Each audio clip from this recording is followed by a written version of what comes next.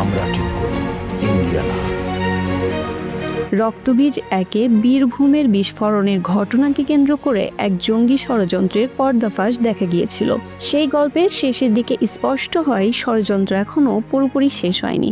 সেই অসমাপ্ত জঙ্গি পরিকল্পনারই পরবর্তী ধাপ হতে পারে রক্তবীজ 2। এই সিনেমায় কলকাতার পাশাপাশি আছে বাংলাদেশের গল্প। সিনেমাটির ট্রেলার মুক্তি পেয়েছে 17 সেপ্টেম্বর। এতে এক ঝলক দেখা গেল বাংলাদেশের সাবেক প্রধানমন্ত্রী শেখ হাসিনার চরিত্র। মাননীয় প্রধানমন্ত্রী সুলতানা রহমান, আমাদের দেশের মানুষ আমায় মারবে না। যদিও এর আগে টিজারেও দেখা মিলেছিল শেখ হাসিনার। বাংলাদেশের প্রধানমন্ত্রী শেখ হাসিনার চরিত্রে অভিনয় করেছেন সীমা বিশ্বাস।